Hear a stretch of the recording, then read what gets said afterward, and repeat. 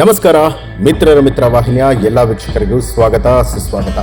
ಇವತ್ತು ಬಹಳ ಮುಖ್ಯವಾಗಿರುವಂತಹ ಒಂದು ವಿಚಾರದ ಬಗ್ಗೆ ನಾನು ಮಾತನಾಡ್ತಾ ಇದ್ದೀನಿ. ದಯವಿಟ್ಟು ವಿಡಿಯೋನ ಸ್ಕಿಪ್ ಮಾಡದೆ ಪೂರ್ತಿಯಾಗಿ ನೋಡಿ. ಇತ್ತೀಚೆಗೆ ಸಮೀರ್ ಎಂಡಿ ಅನ್ನುವಂಥ ಒಬ್ಬ ಯೂಟ್ಯೂಬರ್ ಒಂದು ಸ್ಟೋರಿಯನ್ನು ಮಾಡಿ ತಮ್ಮ ಯೂಟ್ಯೂಬ್ನಲ್ಲಿ ಅಪ್ಲೋಡ್ ಮಾಡ್ತಾರೆ.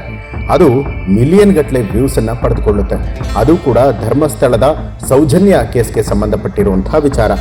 ಏನಿದು ಹಾಗಿದ್ರೆ ಅವರೊಬ್ಬರು ಹಾಕಿರುವಂತಹ ವಿಡಿಯೋ ಏನಿದೆ ಸಮೀರ್ ಅವರು, ಅದೇ ವಿಡಿಯೋನ ಬೇರೆಯವರು ಕೂಡ ಡೌನ್ಲೋಡ್ ಮಾಡಿಕೊಂಡು ಸುಮಾರು 100ಕ್ಕೂ ಹೆಚ್ಚು ಬಾರಿ ಇದೇ ವಿಡಿಯೋ ಯೂಟ್ಯೂಬ್ನಲ್ಲಿ ಅಪ್ಲೋಡ್ ಆಗಿರುವಂಥದ್ದು. ಹಾಗಿದ್ರೆ ಏನಿದೆ ಇದರ ಒಳಮರ್ಮ ಏನು, ಯಾಕೆ ಇದೆಲ್ಲ ಆಗ್ತಾ ಇದೆ ಅಂತೇಳಿ ಈ ವಿಡಿಯೋದಲ್ಲಿ ಎಕ್ಸ್ಪ್ಲೇನ್ ಮಾಡ್ತೀನಿ. ಧರ್ಮಸ್ಥಳ ಹಿಂದೂ ದೇವಸ್ಥಾನನೇ ಅಲ್ಲ, ಈ ಬಗ್ಗೆ ದೇವಸ್ಥಾನದವರೇ ಹೇಳಿದ್ದಾರೆ. ಇದರ ಮಾಲೀಕರು ಗೌಡ್ರ ಕುಟುಂಬದವರು. ಈ ಬಗ್ಗೆ ಸಾಕ್ಷಿಯನ್ನ ಬಿಚ್ಚಿಟ್ರು ಸಮೀರ್ ಅನ್ನುವಂಥ ಒಬ್ಬ ಯೂಟ್ಯೂಬರ್. ಹೌದು, ಧರ್ಮಸ್ಥಳ ದಕ್ಷಿಣ ಭಾರತದ ಪ್ರಮುಖ ಹಿಂದೂ ಧಾರ್ಮಿಕ ಯಾತ್ರಾ ಸ್ಥಳ.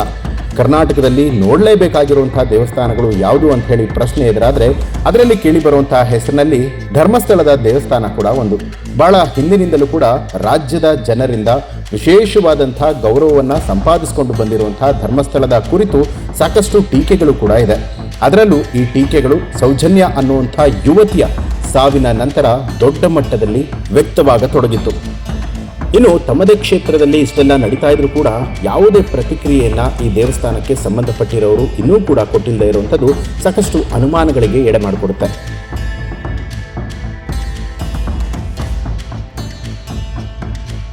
ಇದೀಗ ಈ ಸೌಜನ್ಯ ಕೇಸ್ ಹಾಗೂ ಧರ್ಮಸ್ಥಳದ ಕುರಿತಾಗಿ ಕನ್ನಡದ ಯೂಟ್ಯೂಬರ್ ಸಮೀರ್ ಅನ್ನುವಂತಹ ವ್ಯಕ್ತಿ ತನ್ನ ಯೂಟ್ಯೂಬ್ ಚಾನೆಲ್ನಲ್ಲಿ ವಿವರಣೆ ಕೊಡೋದಕ್ಕೆ ಮುಂದಾಗ್ತಾರೆ.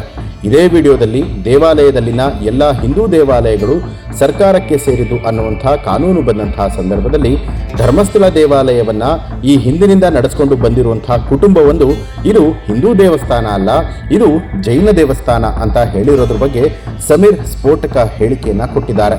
ಇದಕ್ಕೆ ಸಾಕ್ಷಿ ಸಮೇತ ತಮ್ಮ ವಿಡಿಯೋದಲ್ಲಿ ಸಮೀರ್ ಅವರು ಎಕ್ಸ್ಪ್ಲೈನ್ ಮಾಡಿದ್ದಾರೆ. ಆದರೆ ಈ ವಿಡಿಯೋ ವೈರಲ್ ಆಗ್ತಿದ್ದ ಹಾಗೆ ಯೂಟ್ಯೂಬ್ನಿಂದ ಈ ವಿಡಿಯೋವನ್ನು ತೆಗೆದು ಹಾಕಲಾಗುತ್ತೆ.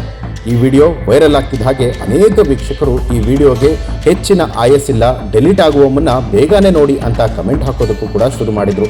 ಅದೇ ರೀತಿಯಾಗಿ ಇದೀಗ ವಿಡಿಯೋ ತೆರವುಗೊಂಡಂತಹ ಬೆನ್ನಲ್ಲೇ ಭಾರಿ ಟೀಕೆಗಳು ಕೂಡ ವ್ಯಕ್ತವಾಗ್ತಾ ಇದೆ. ಸದ್ಯ ವಿಡಿಯೋ ಮತ್ತೆ ಯೂಟ್ಯೂಬ್ಗೆ ಇದೀಗ ಮರಳುತ್ತಾ ಇರುವಂಥದ್ದು. ಅಂದರೆ ಸಮೀರ್ ಅವರ ವಿಡಿಯೋ ಏನಿದೆ ಅದನ್ನು ಸಾಕಷ್ಟು ಜನರು ಅಪ್ಲೋಡ್ ಮಾಡ್ತಾನೇ ಇದ್ದಾರೆ. ವಿಡಿಯೋ ನೋಡಿದ ವೀಕ್ಷಕರು ಒಳ್ಳೆಯ ಸಂದೇಶ ಜೊತೆಗೆ ಒಳ್ಳೆಯ ಪ್ರಶಂಸೆಯನ್ನ ಕೂಡ ವ್ಯಕ್ತಪಡಿಸ್ತಾ ಇದ್ದಾರೆ.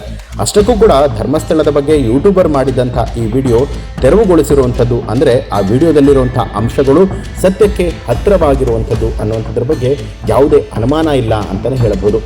ಒಟ್ಟಾರೆಯಾಗಿ ಈ ಒಂದು ವಿಡಿಯೋಗೆ ಸಂಬಂಧಪಟ್ಟ ಹಾಗೆ ನೀವಿನ್ನೂ ಕೂಡ ವಿಡಿಯೋನ ನೋಡಿಲ್ಲ ಅನ್ನುವಂಥದ್ದಾದರೆ ಯೂಟ್ಯೂಬ್ನಲ್ಲಿ ಸೌಜನ್ಯ ಕೇಸ್ ಅಂತ ಹೇಳಿ ಸರ್ಚನ್ನು ಮಾಡಿದ್ರೆ ಸಮೀರ್ ಎಂಡಿ ದೂತ ಅನ್ನುವಂಥ ಒಂದು ಯೂಟ್ಯೂಬ್ ಚಾನಲಲ್ಲಿ ನಿಮಗೆ ಇದರ ಬಗ್ಗೆ ಸಂಪೂರ್ಣವಾದಂಥ ಮಾಹಿತಿ ಸಿಗುತ್ತೆ. ವಿಡಿಯೋ ಬಹಳನೇ ಅದ್ಭುತವಾಗಿದೆ. ಪರ್ಸ್ನಲಿ ನನಗೂ ಕೂಡ ಬಹಳ ಇಷ್ಟ ಆಯಿತು. ಹಾಗಾಗಿ ಇದರ ಬಗ್ಗೆ ನಾನು ಕೂಡ ಒಂದು ವಿಡಿಯೋ ಮಾಡಿದ್ದೀನಿ.